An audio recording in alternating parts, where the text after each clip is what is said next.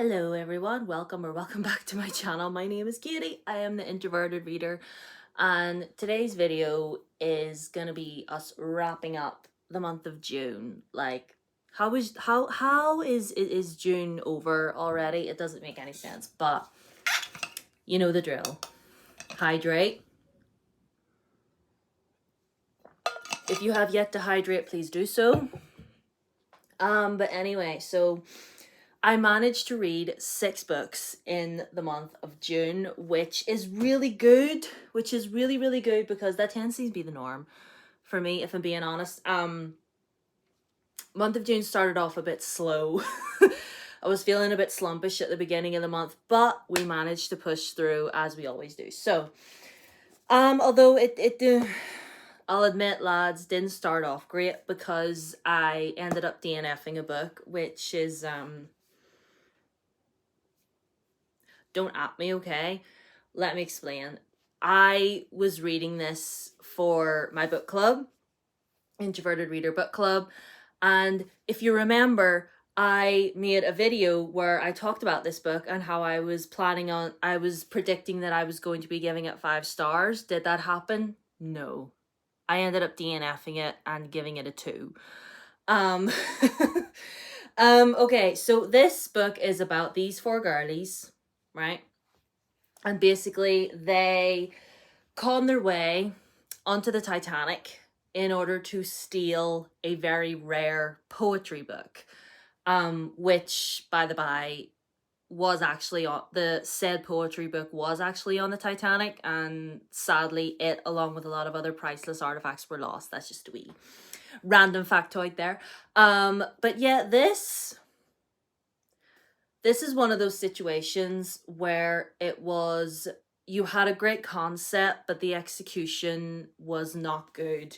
I still have my bookmark in here. Do you want to see how far I got? I got 212 pages into it. Like, that is how far I got. It doesn't look like much, but that's how far I got. And I have quite a lot of reasons as to why I DNF this book, but purely, first of all, I was frustrated with the characters. I did not like them. They literally could have been on any other ship in the world. They just happened to be on the Titanic. They just happened to be on the Titanic, but literally, my girl, you could have been on any other ship in the world. And all of the heist element was really poorly done, in my opinion. Like, I love a good heist, you know I do. Like, Six of Crows is one of my favorite books of all time. All the Halloween heist episodes from Brooklyn Nine-Nine are my favorite, but I've talked for over 3 minutes about this book now, but all you just need to know is it was boring. I didn't like it. I DNF'd it. I'm really sad about it, but that's that. Anyway, the next book that I completed was The Lost Hero by Rick Riordan. This is book 1 to the Heroes of Olympus series. I'm rereading this for the Olympian Along, which I'm taking part in, hosted by Pris over at Pris Peruses. And this was so good. I give this 5 stars. This was amazing. Like, I remember when I was reading this for the first time, I remembered not liking Jason at all, and I don't know why. Why did I dislike him? Like, he's amazing. Like, Jason's a really good character.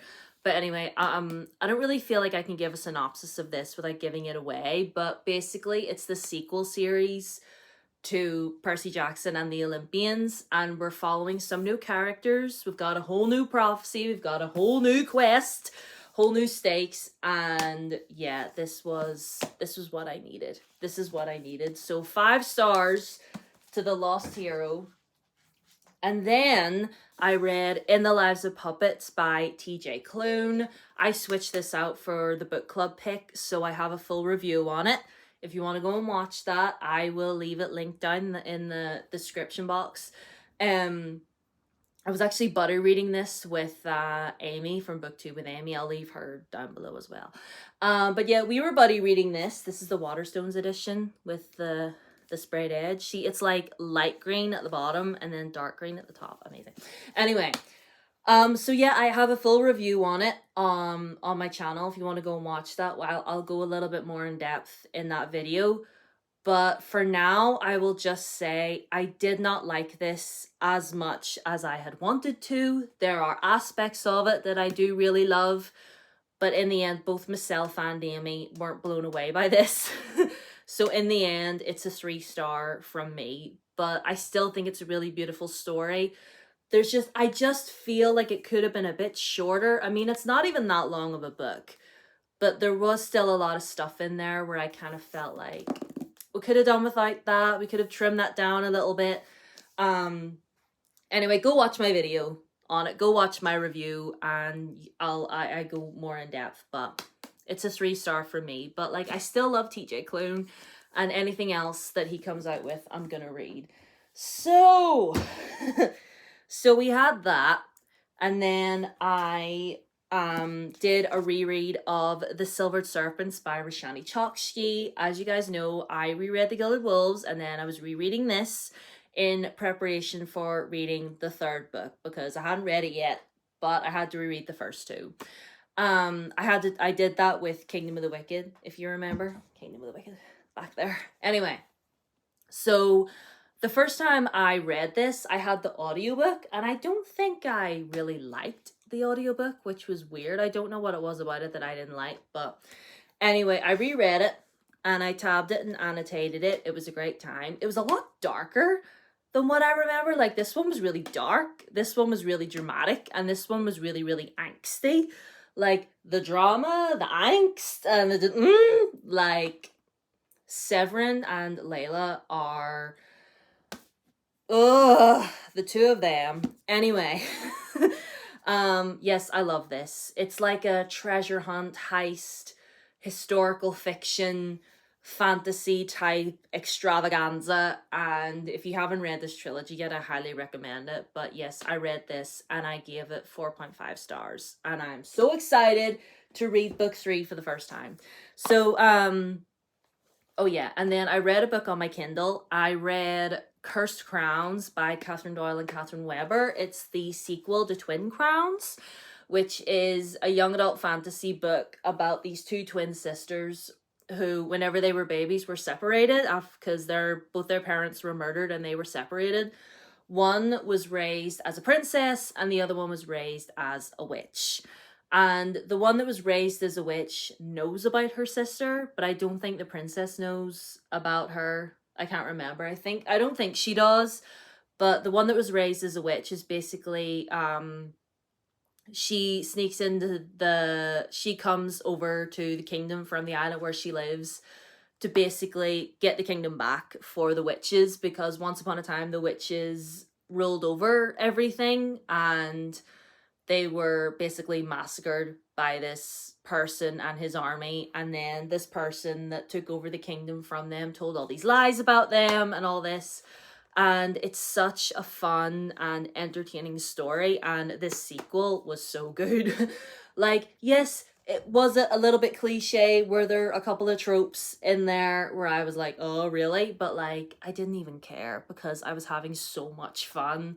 Like, it's so entertaining, like I just said. It's fast paced, and sometimes you just need that. Sometimes you just need a good old fashioned young adult fantasy to get yourself through the work week, and that's what this was. That is what this was. And in the end, I think did I give it 4 stars? I think so. Yeah, the ending was a bit rushed. The ending kind of wrapped up all rather quickly in the end, but again, I didn't even care. I was having too much fun. Anyway, 4 stars, The Cursed Crowns. And then the last book that I physically read was Unravel the Dusk by Elizabeth Lim. I know I mentioned this in my TBR, but and if you haven't watched my TBR video where I talk about this, just ignore it because I finished it now, obviously. A sequel to Spin the Dawn, which is about this girl who has grown up in this really poor village. Her father and her 3 brothers and her mom. Then her mom dies, and then there's a war, and then her brothers go away to war, and only one of them comes back. The elder 2 die, and the younger one comes back, and basically the only way for them to really survive is for, oh, I knocked you. She basically has to disguise herself as her brother and go to the palace in order to become the emperor's imperial tailor. And if she's able to, because that's a very like prestigious position within the royal household, so if she's able to get that, then her family will be set. So that's the first one. Obviously, I can't give a synopsis for this one. This one was okay. If I'm being honest, I mean, it was all right. Kind of boring in some places, but I mean, it did kind of remind me of a C drama within a book, and you know, I love C dramas, okay? And like, if this was made into a C drama, then I would totally watch it. But like, it's really magical. It's really fun. And also, there's a nod in here to the characters in Six Crimson Cranes, which I thought was really fun. She wrote this before that, but still, I thought it was really fun. Anyway, in the end, this was all right. It wasn't great, wasn't terrible. It was just all right. And in the end, I gave it 3 stars. So that's the last physical book that I read. The last book that I want to talk about is Red Tigress by Amelia Wen Zhao. I listened to that via audiobook because if you remember, I read the first book, Blood Air, in that trilogy a month or so ago and loved it, gave it 5 stars, and this one was no different. I adored Red Tigress so much.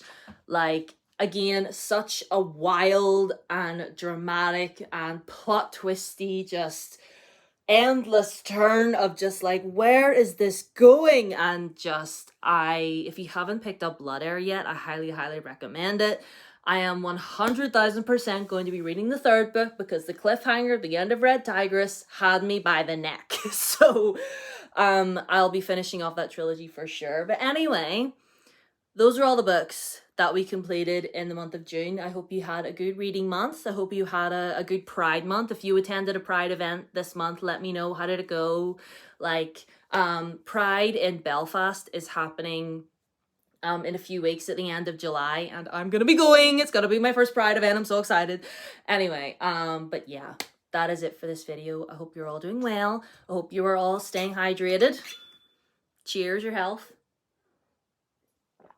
And I will see you in my next video on Tuesday. So till then, folks, bye.